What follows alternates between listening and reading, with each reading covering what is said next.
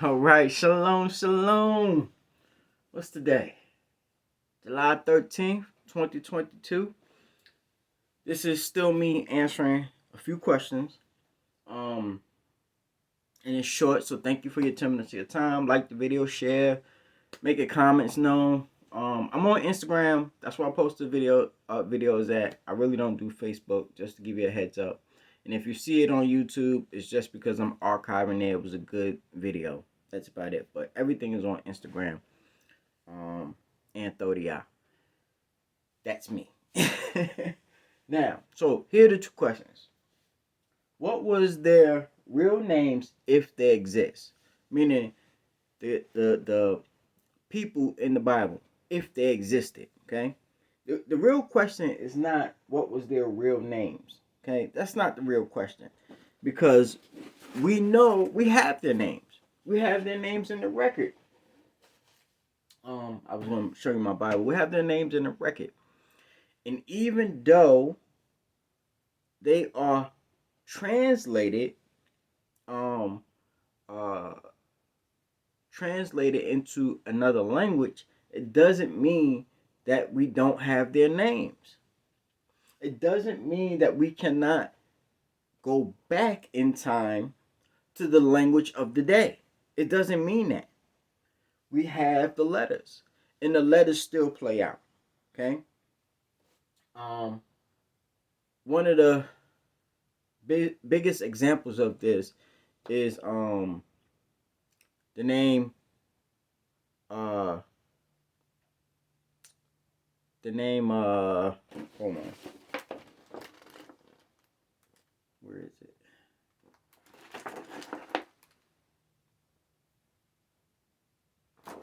Right here. Zara, right? Zara. This Zara, right, turned into Zara, Zerah, and then it turned into Zara. That's just one of the names. Okay, it's many names. Zimri, Ethan, Heman, right? Zabdi. His name was turned into Zabdi. Here is, it's old, so okay. Always is going back from Adam, even Adam, all the way down to the Messiah. Whole genealogy chart. This one is from the memorabilia corner. That's in Oklahoma. But here's a good chart. It's got all the names on it. It's even got the variations of the names throughout the time. And like I said, you shouldn't be getting caught up with the names because they are translated or transliterated to this modern tongue. That's child's play. That's kid things. Okay? I'm gonna say it again. At the time, it was customary for your name to be changed into the culture that you were in. Period. And we have examples throughout the scriptures, throughout the writings, the records of the Roman Curia. We have those things. Where they changed the name, or they gave you a local common name. Okay? That was just something that they did, to integrate you into society.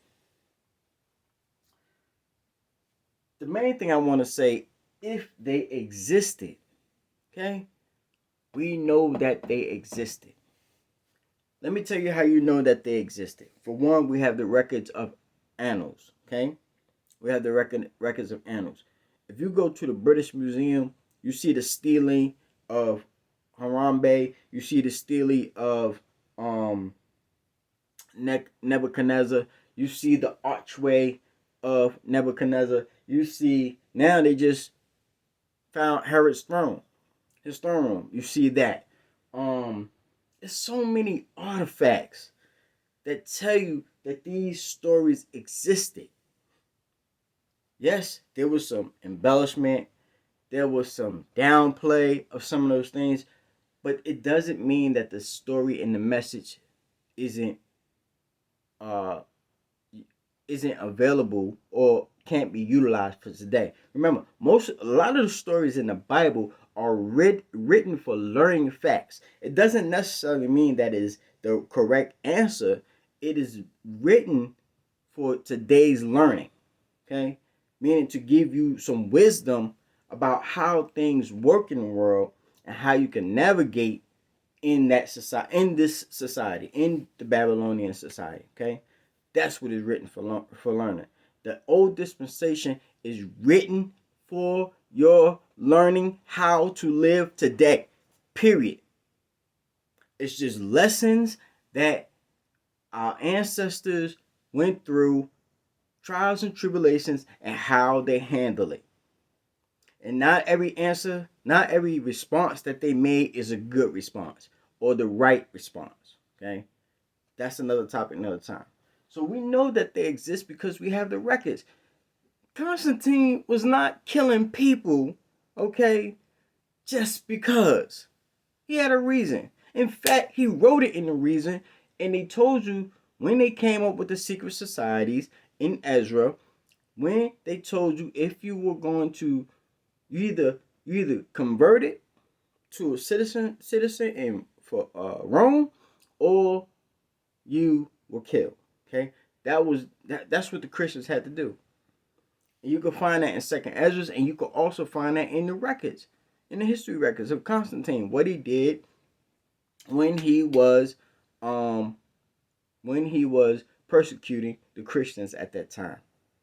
Nobody can deny that. You cannot deny Constantine. Period. If you deny Constantine, that means you deny almost 1,000 years of history from the actions that he did, that he put in motion. Okay? At least 1,000 years. Then we also have the Messiah statement in Luke 13:28, where he said, there will be weeping and gnashing of teeth. You shall see, I'm paraphrasing, you shall see Moses, Abraham, Isaac, and Jacob sitting in the kingdom of heaven. So if the Messiah is telling you that they existed, that you will see them then, they existed before. Okay? And the weeping and the gnashing of teeth is shame because people did not believe the records. That's the shame. Because now they see with their eyes what they knew in their brain. They knew these things was true, and even if they didn't have an inclination if it was true or not, they didn't take the due diligence to go and find the records and confirm what they thought or doubted. They didn't really confirm the records. They got he say, Sash, third party this. They didn't actually go and read the records that's available. It's available now. I mean, they got volumes of book this thick to show you the artifacts, proven artifacts of the biblical stories. Okay? You don't have to play games anymore. We at the end of the age. You don't have to play games anymore. So much stuff has been uncovered that the only thing you have to decide is the Messiah coming back, and if you are ready. What was their ancestral descendant bloodline? We know what the bloodline is. There's a chart. You can read it. You can look it up. You still got people. Don't you know Queen Elizabeth is part and parcel of the family, Holy Family? Ben Said. What's the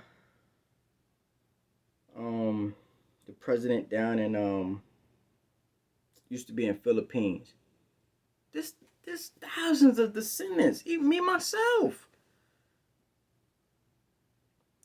But the blood doesn't matter anymore. And that's what people can't accept now. And I'm going to explain that ancestral bloodline right now in this next video. So stay tuned. We're going to get into this ancestral bloodline. All right? Shalom.